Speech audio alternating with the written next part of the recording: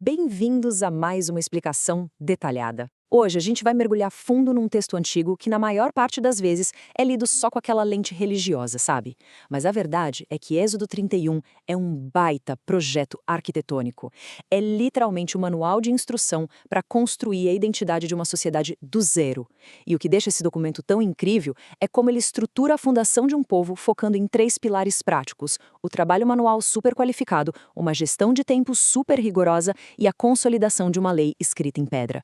É o verdadeiro passo a passo de como se constrói uma nação. Bom, vamos direto ao ponto e ver o roteiro dessa fundação nacional. O caminho de hoje passa por 1. A vocação do artífice. 2. A tecnologia da época. 3. O Shabá como identidade. 4. O contrato de suzerania. E 5. O equilíbrio entre o fazer e o ser. Bora lá! Ponto número 1. A vocação do artífice. O primeiríssimo passo para formar essa nova nação não foi montar um exército gigante ou uma classe política. Foi nomear líderes técnicos. É impossível a gente ignorar a mudança gigantesca de paradigma que acontece aqui. Vamos pensar no contexto. Esse povo tinha acabado de sair do Egito. Lá, no modelo estatal egípcio, os artesãos eram apenas engrenagens anônimas, trabalhadores braçais sem nome, que serviam à grande máquina do Estado para construir os monumentos do faraó.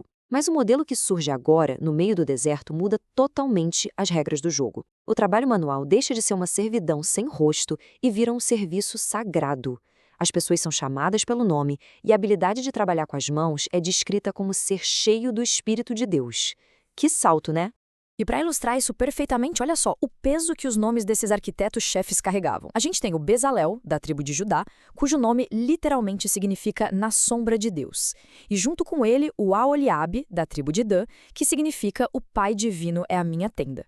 Na prática, eles funcionavam exatamente como aqueles líderes de guildas de artesãos da Idade do Bronze, coordenando toda a galera. A grande diferença? Eles operavam sobre uma diretriz totalmente divina, organizando pessoas sábias de coração para construir algo que pela primeira vez não era para um imperador de carne e osso. E isso nos leva para o nosso ponto 2, a tecnologia do Antigo Oriente Médio. Porque entender quem liderava é só o começo. A gente precisa falar do que essa galera realmente sabia fazer. O texto deixa muito claro que esses trabalhadores dominavam uma alta tecnologia para a época. Eles mexiam com metalurgia avançada, fundindo ouro, prata, bronze, tinham uma precisão cirúrgica para cortar e engastar pedras preciosas e faziam entalhes super complexos na madeira. Eles não estavam lá improvisando. A própria expressão do texto, a capacidade de inventar invenções, mostra que eles tinham um know-how industrial pesadíssimo. Historicamente falando, essas eram as técnicas de ponta do novo império no Egito, e eles trouxeram essa bagagem todinha para o deserto. E aqui está o pulo do gato. A verdadeira inovação histórica e social dessa passagem não é que essas habilidades surgiram do nada, num passe de mágica. A sacada genial foi pegar técnicas industriais super rigorosas, que antes serviam para erguer impérios de opressão, e redirecionar tudo isso para um projeto arquitetônico focado num espaço de habitação espiritual. É tecnologia antiga reposicionada para um propósito totalmente novo. Mas aí, bem no meio do entusiasmo, com o maior projeto de construção da história deles, rola uma quebra de expectativa daquelas. O texto freia de forma brusca e joga um mandamento que, numa primeira olhada, parece que não tem nada a ver com a história. E é essa interrupção que traz a gente para a parte 3, o Shabá como identidade. Porque a grande marca registrada dessa nova nação não seria o que eles iriam construir, mas sim o momento exato em que eles decidiram parar de construir. O famoso descanso. O que é muito interessante nessa parte é olhar para a palavra hebraica ot, que a gente traduz como sinal.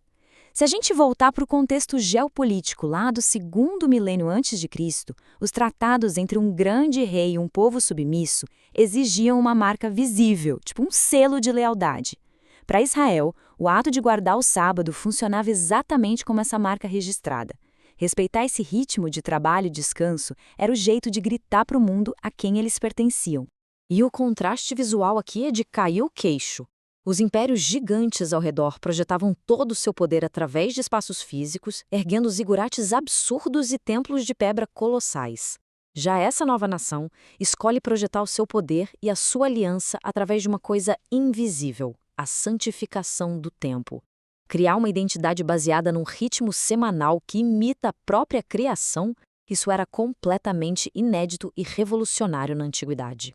Inserir a regra do descanso bem na hora em que eles recebem a ordem para construir o tabernáculo criou uma hierarquia muito clara. Basicamente, parar a obra mais sagrada de todas para respeitar o descanso provava um ponto vital. A obediência absoluta ao pacto valia muito mais que construir um prédio físico. A mensagem era: nem a obra mais santa justifica passar por cima da regra do governante invisível. E exatamente por causa desse peso que as consequências lá no texto são tão extremas. Falar em pena de morte ou exílio por trabalhar no fim de semana soa muito estranho hoje, claro. Mas quando a gente entende isso como um tratado geopolítico real da época, a ficha cai. Quebrar a marca registrada do acordo não era um tropeço religioso qualquer. Era literalmente traição política contra o rei. Era rasgar o contrato da nação inteira. O que nos joga direto no nosso capítulo 4, o contrato de suzerania. Esses são os elementos físicos finais que selaram esse projeto de sociedade uma vez por todas. A história coroa todas essas instruções com a entrega das tábuas da lei, que o texto diz que foram escritas pelo dedo de Deus. E olha, na tradição legal do Antigo Oriente Médio, tão tratado cravado diretamente pela autoridade máxima, significava que aquele documento tinha uma autoridade absoluta, inquestionável e permanente. Era o fim da linha, a constituição final em pedra, sem espaço para rascunho. Mas tem um detalhezinho numérico que muita gente deixa passar batido e que muda tudo. O texto faz muita questão de frisar que eram 2 tábuas. O número 2 é super importante aqui. Sabe aquela imagem clássica de filme com 5 mandamentos escritos numa pedra e 5 na outra? Esquece isso. A prática jurídica da época mostra algo muito mais fascinante. As 2 tábuas eram, na verdade, 2 cópias idênticas do mesmíssimo contrato de aliança. É tipo contrato de aluguel. Uma via fica para o rei, ou suzerano, e a outra via fica com o povo. E as 2 cópias iam direto para dentro da arca, que funcionava como cofre do Estado. Sem falar que o material usado não foi qualquer pedrinha não, tá? Usar rocha maciça arrancada do próprio Monte Sinai tinha um propósito genial. Ancorava esse acordo espiritual todo numa geografia tangível que todo mundo podia ver. Aquela pedra virou um marco histórico gigantesco, a prova sólida do contrato garantida para todas as gerações que viriam pela frente. Tendo toda essa estrutura na mesa, a gente chega no nosso último ponto, a parte 5, o equilíbrio entre o fazer e o ser, amarrando toda a análise do capítulo. Vamos ver como a engrenagem roda perfeitamente. De um lado, a gente tem o fazer. É a tecnologia, o Bezalel com a mão na massa, o esforço braçal humano construindo fisicamente a sociedade. Mas, do outro lado da balança, a gente precisa ter o ser. É o Shabat, o descanso, a pausa estratégica para lembrar da identidade e seguir o ritmo do Criador. Uma sociedade saudável precisa dessas 2 coisas operando juntas, porque focar só no suor e na produtividade, sem o descanso, seria só criar um novo Egito no meio do deserto e não libertação. E a cena se encerra com um potencial absurdo. Tá tudo no esquema.